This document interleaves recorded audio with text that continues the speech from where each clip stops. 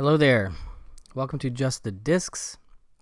We talk about Blu-rays here and 4Ks, and today I'm doing another quick rundown of some things I picked up at the always wonderful DiabolikDVD. And I've talked about Diabolic before here, but it is truly one of the great resources online for Blu-rays of all kinds. Blu-rays from other countries, that's a big one for me, and a good source for finding those discs is Diabolic for sure. So I've got a bunch of stuff here. A lot of it is Arrow stuff, but some of it is Arrow UK, and Diabolic is my go-to place to grab those UK exclusives. But I'm going to start with something a little different. This is a MediaBook of the movie Pin from 1988. And MediaBooks are a big one that Diabolic has in great supply. I know there are a lot of folks who collect them like steelbooks. You know, they're usually German produced, and they are really nice. This one actually has like padding on it. It's really cool. And then you open them up, and they typically have the book sort of like sewn in to, of course this is in German, but it has a DVD and a Blu-ray. It's listed as region B, but I just discovered that it plays fine in my US player. I was just checking it out there. For those that don't know, Pin is a really weird and interesting cult film. I believe it is Canadian in origin, and my friend Elric Kane, it's a big favorite of his. It was one that I remember seeing at the video store when I was younger. It came out from Anchor Bay on DVD, and that DVD is now, anywhere from $70 up, I think. And I don't know, maybe this one will come out from, say, Canadian International Pictures. I haven't heard any specific news about that, and I don't know what the status of it is, so I'm not sure if it's coming. But this MediaBook was definitely cheaper than the DVD, and it is an upgrade. I saw some complaints online about the transfer. I don't know. It looks good to me. I checked with my friend Aaron Pinn, Mr. Cult of Cinema himself. If you aren't following his channel, you should be. But he has been doing a series of unboxings and discussions of MediaBooks that he's been picking up, and he picked this one up, which is how I even found out that it existed. And I asked him, I said, what do you think of the picture quality? People are complaining about it. And he said it looked good to him, and it was an upgrade from the DVD, and I agree it is, and the grain is definitely there, and they offer a open matte version and a widescreen version, and that commentary that came on the Anchor Bay DVD has been ported over. So you get director Sandor Stern with, I believe, a journalist talking about the film on this Blu-ray as well. So this MediaBook, I think, might have sold out, unfortunately. I know it was like a 500 run, and maybe there's a chance Diabolic will get some more in, but I believe there's another German import of this that I'm guessing is probably the same scan. And I don't know that they've done a new scan or what they've done exactly, but like I said, just happy to own this after all this time. And it's rarity. And I let go of my DVD some time ago. I can't remember what I did with it, but it was well before it was, out of print and worth a ton of money. Just a dumb move on my part. But anyway, very nice MediaBook. Definitely you can check out tons of MediaBooks at Diabolic. Next up, we've got some 4Ks here. I've got Rolling Thunder. This is a John Flynn movie, Tarantino favorite. He named his video distribution company after the movie. It's all about Major Charles Rain, played wonderfully by William Devane here, and him coming back from years in a POW camp in Vietnam, and he's treated as a hero in Texas when he returns. He's given a Cadillac and I want to say like a whole bunch of silver dollars. I don't know if it's like 1,000 silver dollars or just a bunch, but that draws the attention of some bad guys. One of them played by James Best, Roscoe P. Coltrane from the Dukes of Hazzard. And they, for those that don't know, slight spoiler for Rolling Thunder, if you see the cover of the movie, you see he's got a hook for a hand. One of the things they do when they're asking him about the money, the silver dollars, is they grind his hand in the trash compactor, and he ends up replacing it with a hook and then getting revenge on all the people that wronged him. And sort of a romance with Linda Haynes develops, and Tommy Lee Jones is great in this. He's one of his co-soldiers from there, and they both become involved in this vengeance. So it's one of the great revenge movies of the 70s, written in part by Paul Schrader, and just really great stuff. So I was really excited that this is getting a 4K, which I haven't had a chance to look at, but I've heard is nice looking. So we have a 4K and a Blu-ray included, new audio commentary with novelist, screenwriter Haywood Gould, and author, film historian C. Courtney Joyner, and another new audio commentary by filmmakers Jackson Stewart and Francis Scaluppi.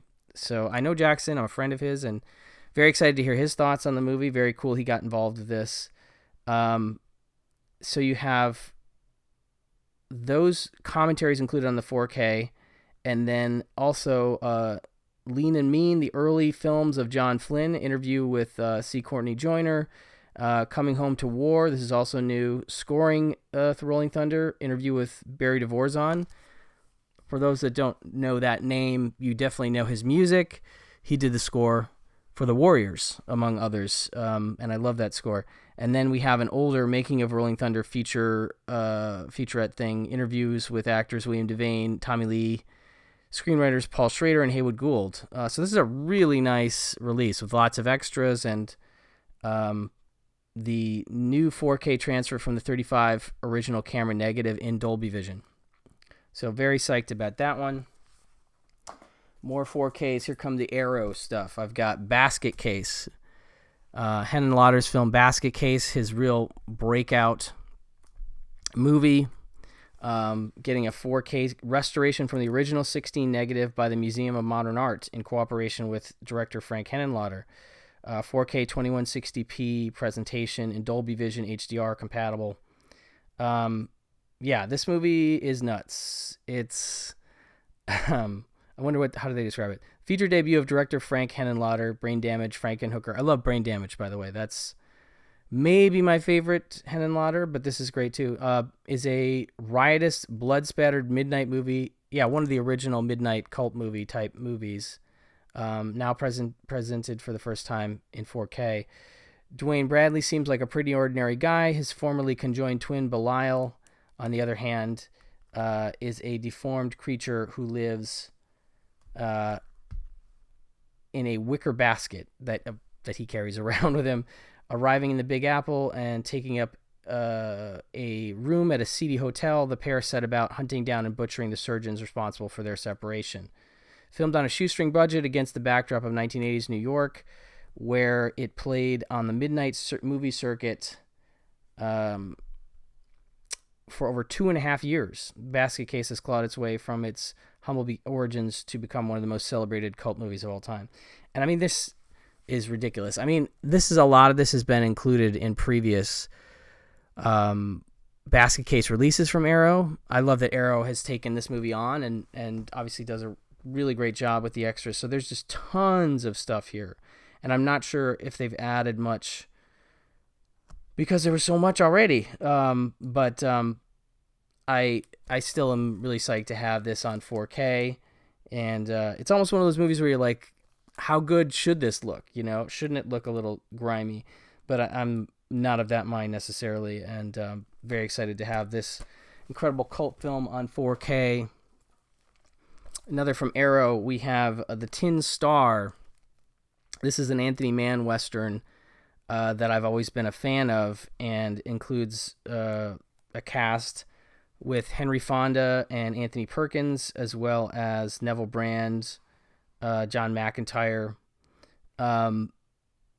This is a neat one, and I think a little underrated in Anthony Mann's canon of Westerns, and he's done a lot of great Westerns with Jimmy Stewart, his stuff like Man from Laramie and Winchester 73 and Bend to the River. I like, you know, he did a bunch of stuff with Anthony Mann, both he and Jimmy Stewart.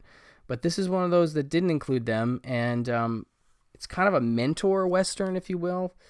Let's see. When veteran bounty hunter Morg Hickman, that's Henry Fonda, rolls into town, he finds the population paralyzed by fear. The local sheriff has been killed, leaving the inexperienced Ben Owens, that's Anthony Perkins, to fill in the void with the hope of securing a permanent position. Morg discovers that the newly appointed young sheriff is having difficulty facing the provocations of a notorious bully, Bart Bogardus. Bart Bogardus, that's a great name.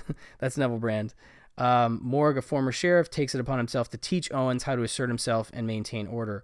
Featuring memorable performances by its all-star cast and a stunning score by Elmer Bernstein, The Tin Star is a gripping tale that delves into the evolving dynamic between two contrasting characters as they navigate the harsh realities of the Old West.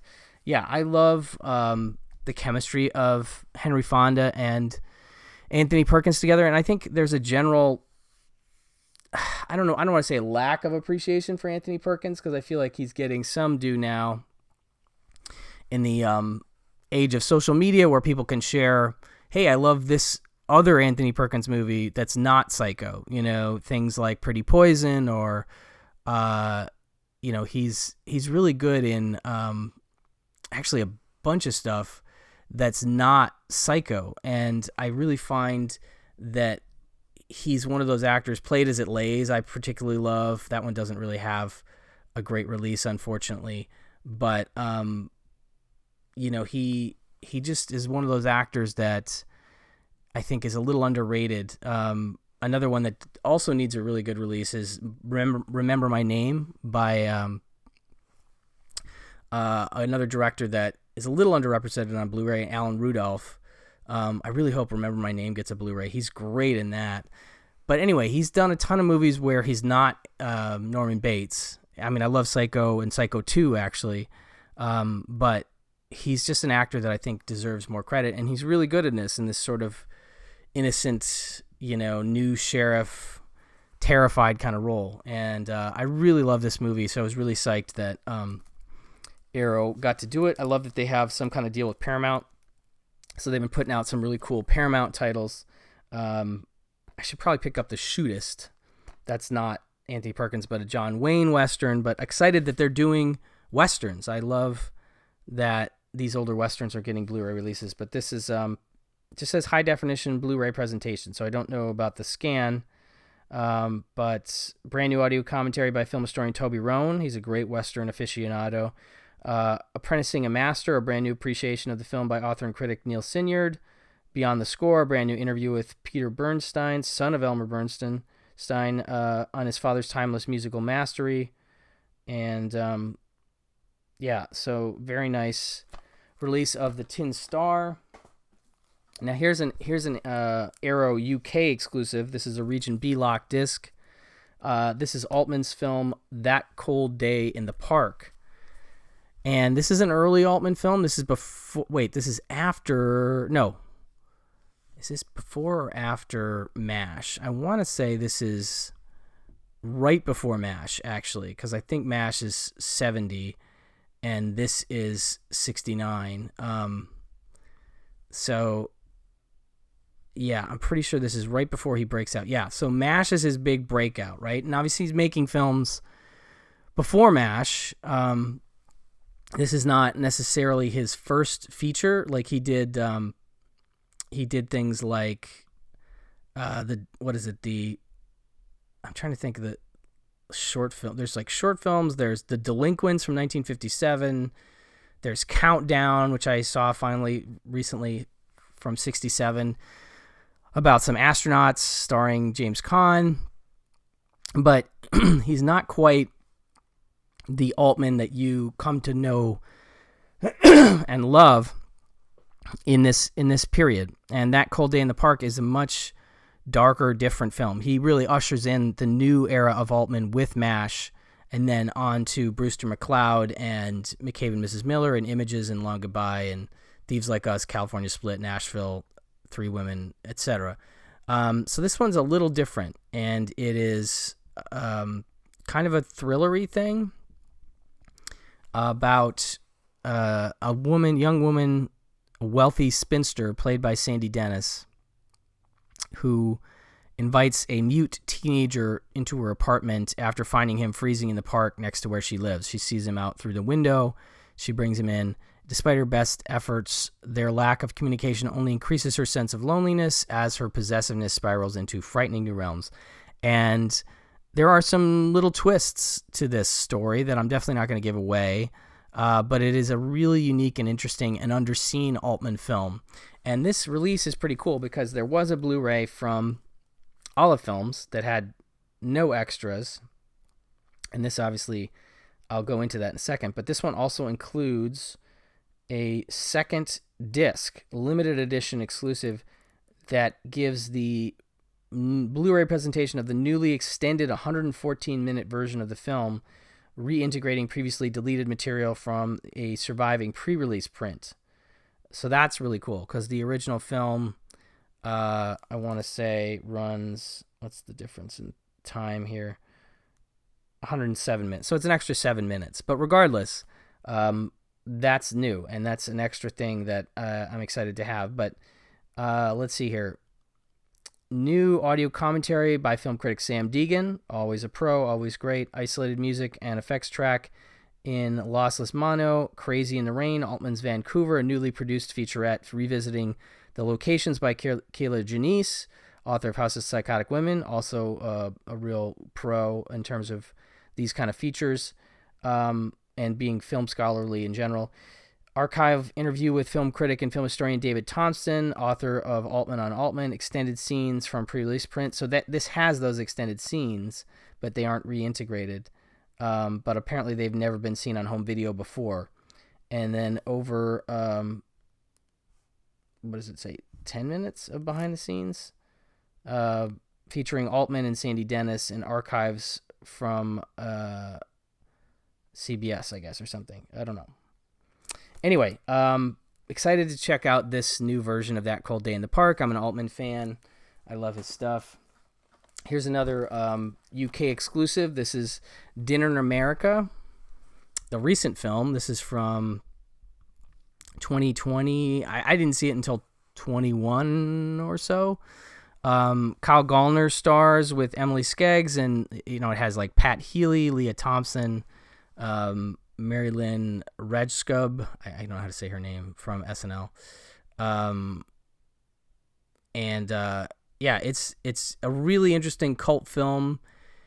He just, from Adam Rehmeyer, and he just did a movie called Snack Shack that I really enjoyed, and I think is a great, I would say it's like his Dazed and Confused, but it's a little different than that, but it's really good. But this is, how does this described here? I'm curious.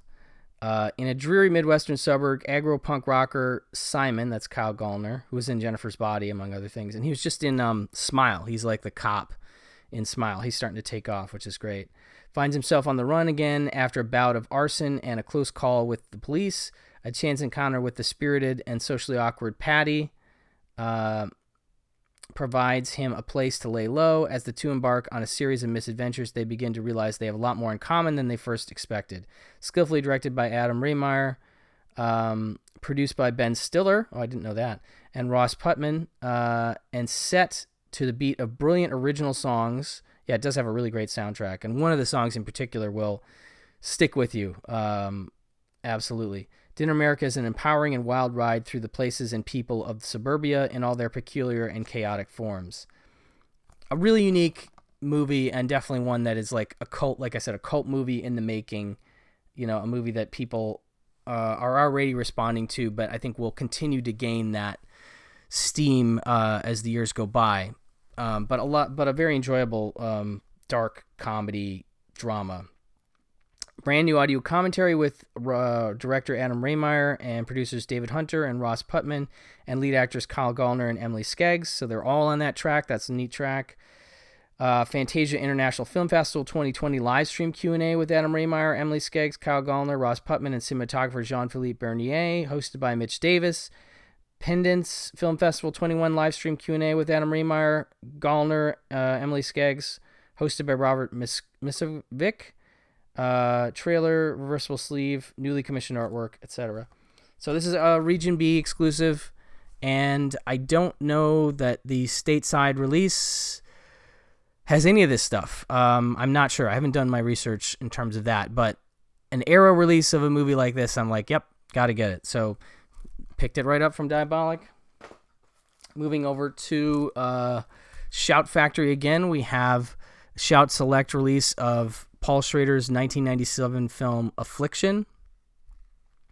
And this one really hit me back in 97. It's a tough movie, has an incredible cast. Nick Nolte, Sissy Spacek, James Coburn, Willem Dafoe, Mary Beth Hurt, Holmes Osborne. It's incredible drama and so powerfully tense. Winner of the 1997 Academy Award for Best Actor in a Supporting Role for James Coburn. Nominated for Best Actor in a Leading Role, Nick Nolte. This emotionally captivating film co-stars Oscar winner Sissy Spacek and Willem Dafoe. When events shatter the quiet of his small town, Wade Whitehouse, Nolte, with the aid of his new girlfriend Spacek, is forced to confront his past and re-examine his life. Determined to fill the emptiness, he must either stand tall against his childhood demons or fall victim to his father's abusive ways. A wrenching but rewarding film depiction that you'll never forget. It is. He's a small town policeman, and he's investigating a suspicious hunting accident. And the investigation and other events that sort of occur in the film result in him slowly going into almost a mental breakdown. There's an ongoing thing too where he has like a bad tooth that he's always like pushing at and feeling the pain of, and it's one of those visceral things that you watch the movie and you can feel it. You can kind of, I don't know, it's just an extra thing that's added to this that, pushes it up a notch. But a really great Paul Schrader film. I think one of his best films that he ever made.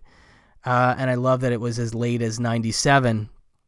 And I think Schrader's definitely got some more like this in him.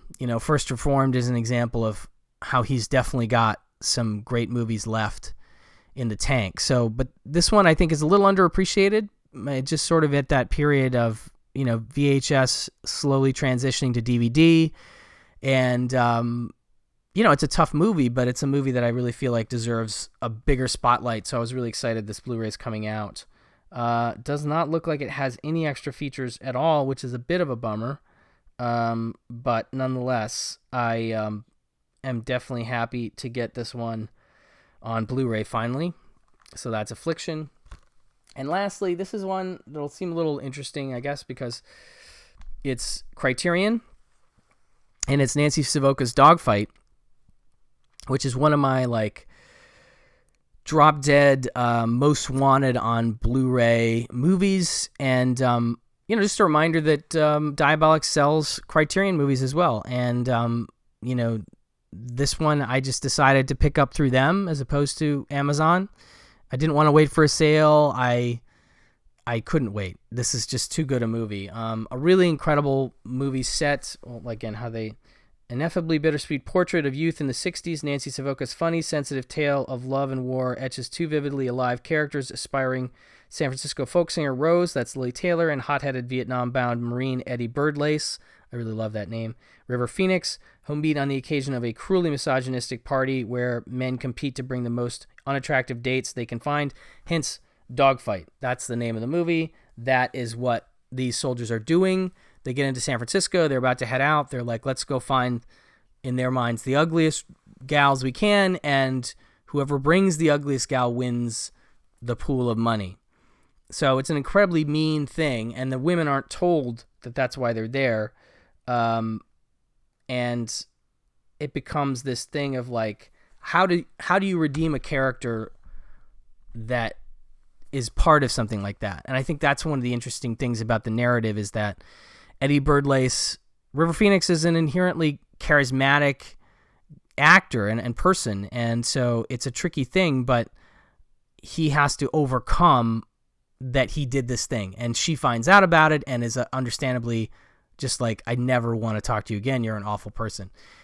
He is able somehow to, through apology and through other things, reconnect with her, and they sort of have a bit of a romance. And I love that idea of starting a character so deep in the hole as to dig himself out from something like that and make it believable. And it is tough because I've heard in a couple interviews, I haven't even gone through the features on this yet, but there's some interviews already out there that have just come out with Nancy Savoca, where she talked about this production and how it was supposed to be kind of like, in the studio's mind, I mean, she had done True Love, which was her sort of breakout indie in '89, and a really great movie that just got a Kino Lorber Blu-ray. Household Saints, her follow-up to this, got a Blu-ray, and now this is all in April. Nancy Savoca got a great push of her films on Blu-ray. But anyway, so the studio wants to make a Porky's-style, comedy, raunchy comedy kind of thing. And if you watch this movie, this is as far from that kind of movie as it could ever be. And so it was obviously a script that they worked on and something that River Phoenix was fully behind. And there's even stories about reshoots that were going to change the ending of the film that River Phoenix refused to do because he was on board, and he was only like 20 years old. So he was just enough of a star at the time that he could use his clout to say, no, I'm not going to do that. And the studio had to stick with what they had. And it's just a rare movie that you kind of can't believe ever came out of a studio. And the story behind it sounds fascinating. So I want to hear more about that from the commentary, which was part of the DVD. That's included here. This is a new 2K digital restoration supervised by Nancy Savoca with 2.0 surround. The soundtrack is great too, featuring music by folk legends Joan Baez, Bob Dylan, and Pete Seeger. And it says Dogfight captures the miracle of human connection while gracefully subverting ideas surrounding machismo, patriotic duty, and the very meaning of America itself. So it has the commentary with her, Nancy Savoca, and Richard Guy. I don't know how to say his name. I feel bad. Her partner. There's a new interview with Savoca and actor Lily Taylor, conducted by filmmaker Mary Herron. New interviews with cinematographer Bobby Bukowski, production designer Lester W. Cohen, script supervisor Mary Cebulski, music supervisor Jeffrey Kimball, supervising sound editor Tim Squires, and editor John Tintori. And there's also a new essay by film critic Christina Newland, who I'm a big fan of her work as well. So a really great release, a Warner Brothers movie that I thought might get a Warner Archive Blu-ray at best, but it got this Criterion disc, and it seems like a lot of people are excited about it and checking it out, and I couldn't be happier about that because it is one of my favorite films from the 1990s and a film that was long overdue for a nice Blu-ray. But anyway, as I said, all things I picked up from DiabolikDVD, and I do recommend heading over there to check out everything you want.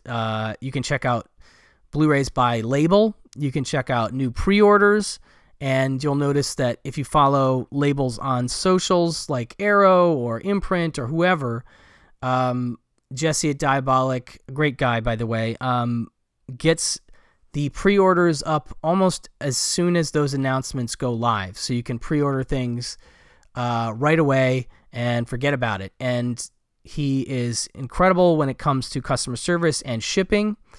I've never had a disc damaged yet from Diabolic. They used hard boxes and, bubble wrap and things, and the discs just arrive in good shape. Like, he knows what the collectors want. He deals with some finicky people, I'm sure, but I've always been satisfied with what they do, and I love to highlight the cool stuff you can get from their site. So I'm going to leave a link in the notes below. Check out DiabolikDVD if you're not already buying from them, which, if you're watching this channel, if you follow physical media, I can't believe you're not already a Diabolic user. But on the off chance you aren't, or that maybe you haven't heard about some of these releases, I hope to have shined some light on them for you. So anyway, thank you for your time. Thank you for listening, and I'll talk to you soon. Bye-bye.